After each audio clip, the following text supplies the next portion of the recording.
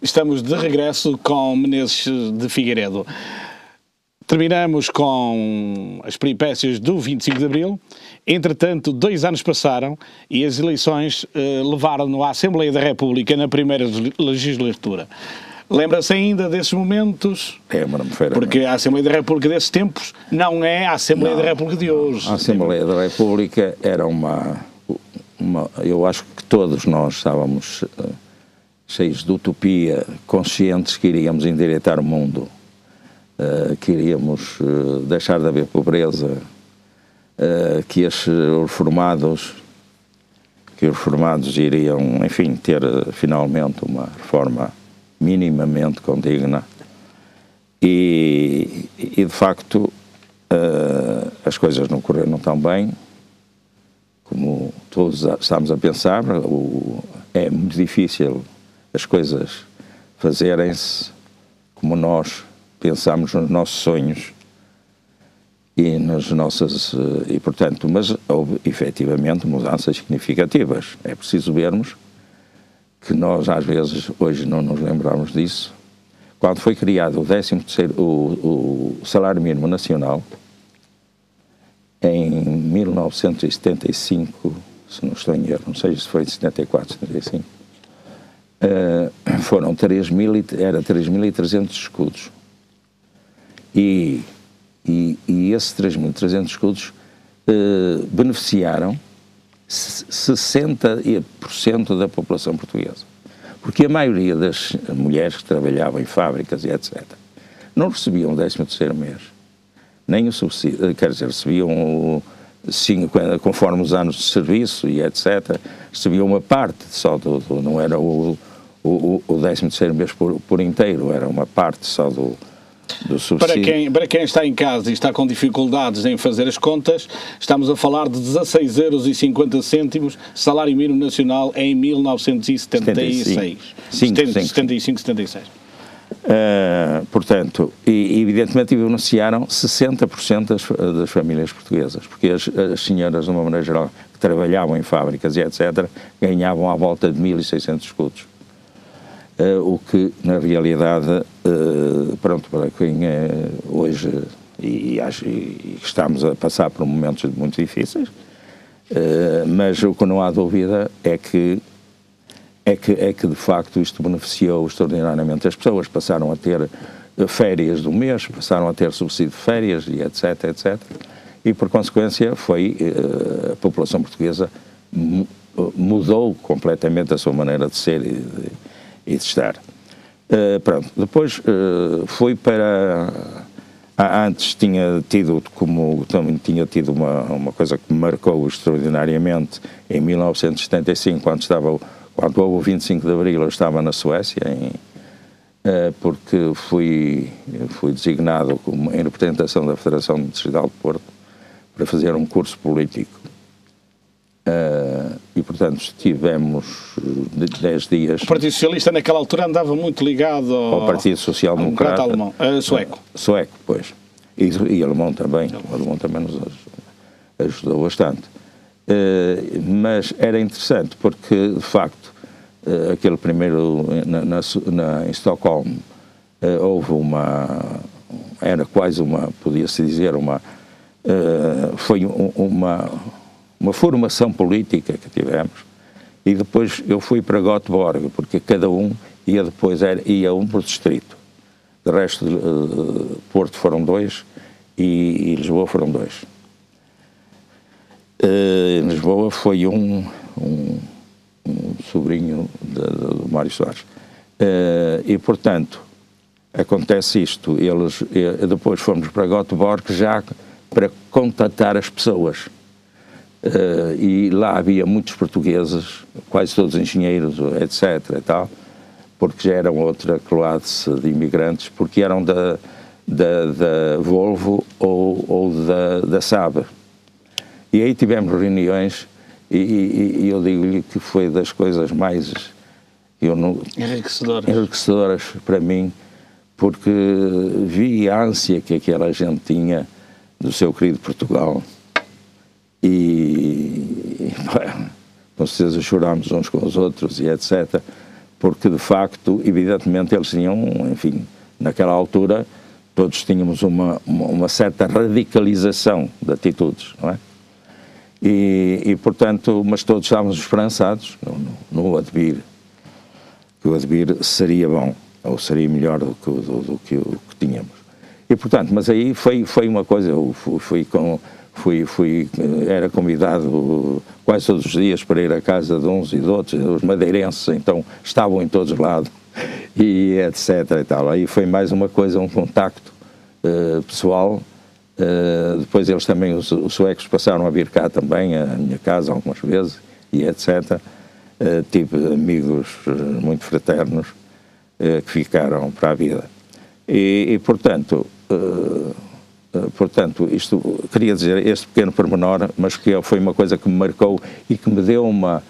E quando estou lá, tenho contatos com o Olaf Palme, tenho lá até um livro autografado por ele, e recebo na altura um telex, perguntando se eu queria integrar a Federação Distrital de Porto, que era a Comissão Administrativa, porque era uma Comissão Administrativa que aquilo andava um bocado baralhada e tal.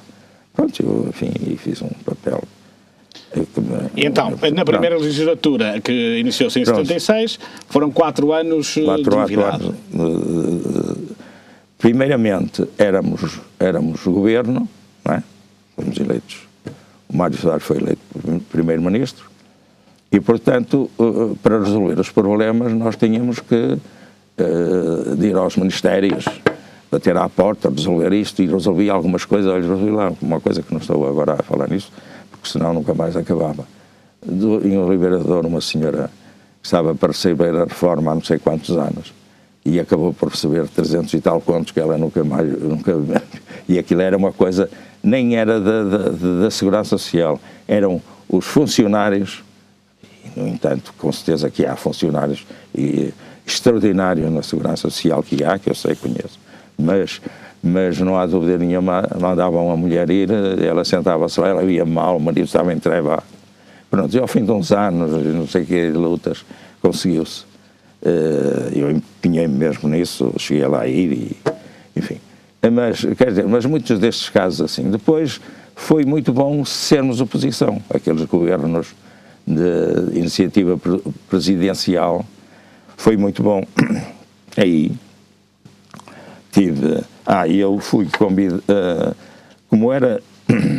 como tinha um T na testa e tinha carro, o que na altura...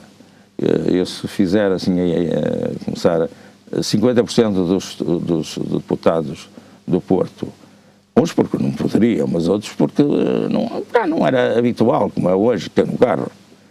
E portanto, como eu tinha família, e tenho família em Penafiel, e não havia nenhum deputado daquela zona, pediram-me, e eu então comecei a fazer um trabalho político em Penafiel, e quer dizer que, enfim,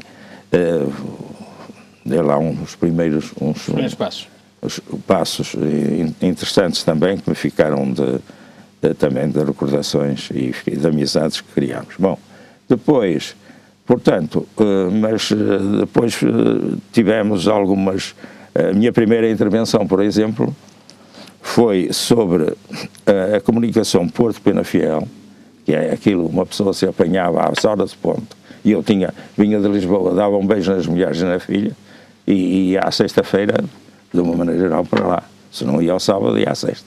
Ou se não ia à sexta, ia ao sábado. E, portanto, o Museu de Penafiel, a passagem de nível de paredes que atracava ali as pessoas não sei quantos anos, e não foi só de intervenção, foi também de requerimentos às entidades competentes, e etc. Felizmente, isso hoje está tudo resolvido. Evidentemente, mais tarde, mas está resolvido. Fiz uma intervenção que me agrada bastante, porque era o passo social. O passo social só havia em Lisboa e Setúbal. Quando lá tinha estado o Partido Socialista, aquilo era para si para todos, mas encalhou. E, portanto, eu desenvolvi algumas ações, intervenções, requerimentos e etc. E depois foi espalhado a Portugal, mas só havia em Porto e Setúbal. Não, Lisboa e Setúbal. Lisboa e Setúbal, sim senhor. Porto e Setúbal, não, Porto é Porto vem mais tarde. Vem mais tarde. Portanto, eu também tive uma intervenção sobre o STCP, porque aquilo estava sem administração, aquilo estava mesmo... Um caos. Um caos. E, portanto, fez-se propostas, uma proposta que fiz e que depois foi aceita, que eu agora não sei se eu devia ter feito, foi o agente único. E, portanto, que depois espalhou-se por todo lado. Tive também uma intervenção interessante sobre, visitámos a cadeia de Custóias, porque estavam a viver alguns presos até de políticos, aqueles das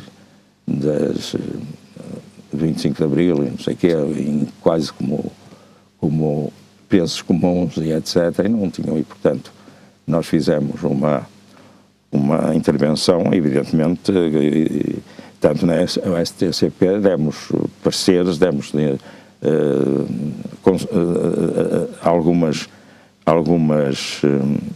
algumas atitudes que tivemos, fazendo propostas que eram da nossa comissão, que eu fazia parte da comissão de transportes e comunicações, evidentemente, que eram estudadas por nós e, evidentemente, por toda a equipe. Exato. De resto, eu em toda a minha vida, nunca me senti bem a trabalhar sozinho, porque acho que é com o conjunto, com as pessoas, que nós nos vamos valorizando e que vamos aprendendo também, não é? Essa sua vertente solidária, porque de solidariedade se trata com os cidadãos, num cidadão que nasceu em Mafamude, Vila Nova de Gaia, viveu no Porto e depois assentou a Reais para Oliveira de Douro. Hoje está ligado a uma grande fundação, que é a Fundação Padre Luís, e que é, digamos, a continuação da sua veia solidária. Sim, eu hoje como já tenho 84 anos, às vezes começo a pensar e já tenho um passado, bom ou mau, mas já tenho um passado. E acho que, de facto, se pensar bem, há alguma coisa, uma ligação na minha vida toda. Eu já tenho dito, e pode ser que não fosse verdade, mas se não fosse o 25 de Abril, hoje era rico. E era rico porquê? Porque eu sempre gostei de fazer coisas. Na comunidade nunca me... Pronto, eu recordo-me uma vez lá em Oliveira de Douro, eu namorava com a minha mulher, pronto, e tivemos lá um encontro para passagem de anos, não sei o quê, e aquilo estava eu, estava o Rogério, estava o Artur Santos, não sei o quê, estava um senhor que depois faleceu, que não me recordo o nome, que eu depois vinha a saber que era comunista, mas isso não interessa, mas era um senhor já de idade na altura, mas cantava anedotas espetacularmente, etc, etc, e foi preso e relatando-lhe a conversa que nós tivemos no Anticlube. Eu fiquei sempre, digo-lhe sinceramente, pé atrás, porque eu quando me comecei a entusiasmar com o General Delgado, eu nunca fiz nada assim mas o meu diretor na altura chamou-me, que era um Carlos Afonso de Albuquerque Couto Santos, que era um germanófilo terrível e um situacionista terrível, e me disse: Menezes, você é bom rapaz, mas olha que eu não sei porque, ele só me disse isto. Ele era muito amigo do comandante aqui da PID de cá de Porto. Se você for preso, a primeira coisa é perde o emprego. Portanto, porque se ainda os funcionários públicos tivessem algum vínculo mais nós, embora fôssemos uma entidade pública, não éramos funcionários públicos. E, portanto, eles vai para a rua e pronto. E, portanto, eu depois daí fiquei um bocado assustado, Pá, se era assim, então até eles me podiam, pá, eu é que não era conhecido, podiam ficar a entender que eu é que era o bufa. Exatamente, exatamente. E eu disse, não, pronto, e portanto nunca, só depois do 25 de Abril, e depois é que eu comecei a conviver, e portanto, olha, ia fazendo coisas, ia fazendo casas, e etc, e com certeza, então, depois veio o 25 de Abril, que me... deu a volta à cabeça? Deu uma volta à cabeça e, portanto, olha, pronto, depois o pouco que tenho, é o que tinha no 25 de Abril. Enfim, um terreno que hoje a minha filha, uma das minhas filhas construiu lá uma casa, bom, era meu, pronto, era meu e da mãe, evidente, de onde eu fiz a primeira casa, mas é um terreno até bastante bom, e etc. Portanto, o pouco que tenho... Mas a sua dedicação às causas sociais levaram-no à Fundação Padre Luís? Talvez, porque eu cheguei a conhecer o Padre Luís, e o Padre Luís, nunca tive intimidade com ele, mas era uma pessoa que passava uma criancinha e ele tirava o chapéu. Quer dizer, era uma pessoa tão simples. Eu já outro dia perguntei ao nosso padre da freguesia, ele disse, bom, ele era uma pessoa boa, mas não é por ser pessoas boas que uma pessoa é santa, porque é que o Padre Luís era uma pessoa muito humilde. De facto, já me tem na televisão do outro dia lá fora e disseram, pá, então por parte de Luís, deve saber, nós fizemos lá um pequeno museu, sala-museu. Sim, sim, sim. E se ele é uma pessoa assim tão de bem fazer, porque é que ele não é conhecido?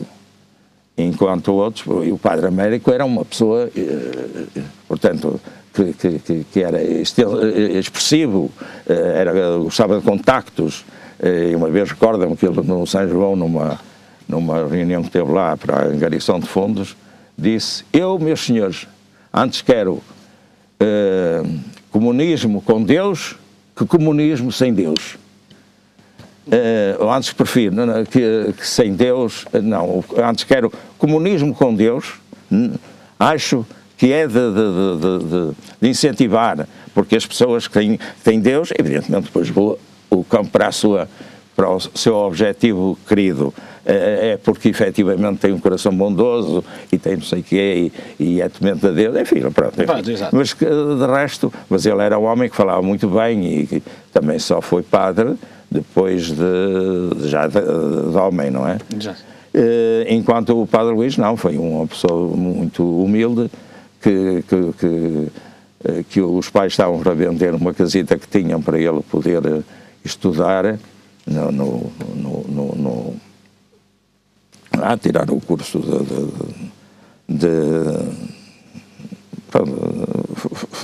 frequentar o seminário, e depois foi o bispo de então que soube a história dele e, portanto, isentou dele pagar coisas. Portanto, evidentemente que eu tive por ele sempre assim como tenho, por exemplo, eu não sou, já tenho que dizer, eu não sou um católico praticante, no entanto, eu faço as minhas orações. Mas pessoas como ele, como o São Francisco de Assis, que têm coisas seus, quer dizer, que não pregam doutrina, fazem na sua prática diária. Estou aqui sem a água. Na sua prática diária é uma coisa que me de facto aquece o coração, pá, aquece, e porque de facto evidentemente não tenho nada contra a religião e acho que a religião de Cristo é uma religião que... Mas o trabalho, esta fundação que existe, que é, digamos, pós-vida do Padre Luís... É que o Padre Luís teve, quando morreu, porque ele de facto tinha, era uma casinha, aquela casinha da frente, e ele morreu porque a não ser os terrenos que ele tinha comprado ou lhe tinham dado, aquilo não tinha viabilidade para andar. Pois. É? E eu, que tinha um senhor muito amigo, que tinha uma fábrica de de coisas para quadros, quadros de pintura e etc, e para outros tipos de quadros, e que era muito o meu amigo, e que me disse, opá, você convidou-me uma vez para eu ir para lá. Já lá vão quantos anos? Sim, foi 70 ou 69 ou qualquer coisa. E eu digo, pá, mas eu não sou católico, pá, e etc, etc, etc. E ele, havia um outro rapaz que também era, esse ainda é vivo, é como é que ele... Um outro cidadão. Bom, um cidadão que você conhece, certeza. E que me dizia, você não... Ele queria que eu fosse fazer um curso de cristandade.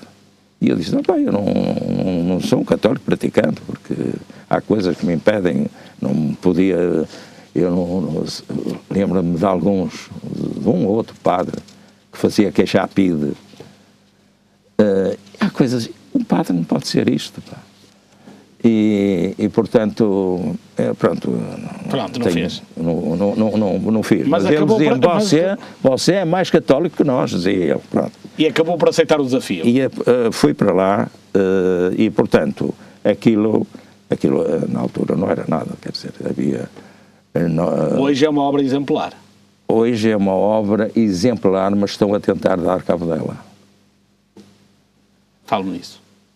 Porque, de facto, durante uns anos, a Fundação, não havia em Oliveira de Douro praticamente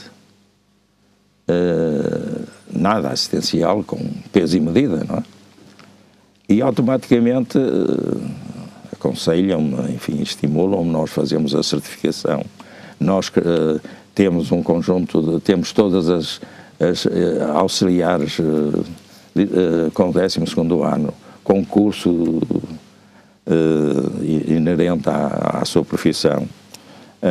Temos a maioria das nossas licenciadas, das nossas educadoras são licenciadas. Temos algumas professoras que já têm o mestrado e etc. Temos uma psicóloga que na realidade nos orienta e que portanto, criámos quando nós estávamos convencidos, tínhamos feito tudo, começam as coisas a aparecer. Primeiro foi a Segurança Social, que deixou de nos dar para a ATL as refeições, deixou de pagar, disse que era a Câmara.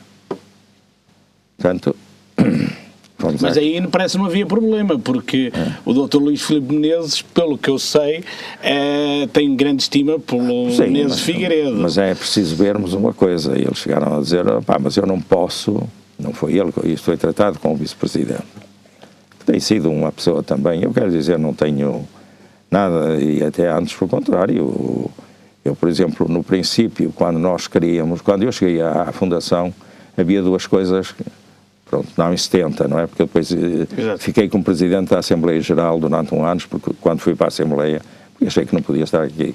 Acumulado. E portanto, em 70, em 74, em 76, quando fui para a Assembleia, deixei a coisa. Mas aquilo estava, por exemplo, quando cheguei lá, o Zé Vieira, que foi um homem que tiveram lá vários, e fez um trabalho digno e com muita, enfim, valioso e digno de registro. Mas, evidentemente, por exemplo, ele fez a creche, mas os meninos estavam todos numa sala em cima, com uma escadinha assim, e sem outra escada de saída. Hoje, por acaso, essa sala também já tem, e eu só pensava se havia um incêndio ali. Portanto, era isso. Mas o Sr. Menezes conseguiu dar a volta àquilo tudo. Conseguiu. Hoje temos uma instituição exemplar, e quem é que lhe quer cortar as pernas? Ora, não quer cortar as pernas. Não é si, é a instituição. Sabe que esta crise é uma crise que afeta a todos. Evidentemente que nós, durante anos, cedíamos espaços para as AIECs, que a escola do Outeiro não tinha, E, portanto, enquanto foi o contrato feito com a Gaia Social, foi exemplar todos os meses ali. Portanto, estão a entender, então, que o município está a dever dinheiro à Fundação Obra Padre Luís, que põe em causa a sua sustentabilidade. Sim, evidentemente não estamos agora, o PAEL, não sei se sabe. Estão à espera que venha, mas está atrasado. Está atrasado porque aquilo havia umas deficiências e o PAEL, portanto, fez perguntas. Mas o PAEL vem regularizar dívidas antigas. Pois é, e aquelas nós já temos há 2 anos, mais de 2 anos de dívidas, e portanto não podemos, porque só o ano passado em pessoas que não pagaram o que deviam, para nós podermos sobreviver, foram 5 mil euros. E nós estamos a ter neste momento, já despedimos 6 pessoas, e estamos a ter neste momento, mas temos de despedir mais, mas estamos a ter neste momento e depois a criação, eu disse isso várias vezes ao Sr. Presidente da Câmara e toda a gente responsável, que a criação dos centros escolares iam afetar profundamente a Fundação Padre Luís, é evidente. Como houve os ATLs, houve já algumas fundações que acabaram. Portanto, o importante... evidentemente, eu concordo que os centros escolares são uma medida moderna, desempoeirada, útil, mas o que não há dúvida nenhuma é que era o que eu pedia sempre, é que ao menos às pessoas que nós temos, aos nossos qualificados funcionários, que se servissem deles, para nós não termos que os despedir. E não houve essa... Porque eu reconheço que é difícil, porque eles têm uma forma de fazer concursos, um bocado coisa, mas o que não há dúvida nenhuma, eu nunca me passou pela cabeça que ia ter de despedir uma pessoa sequer, e já despedi 6.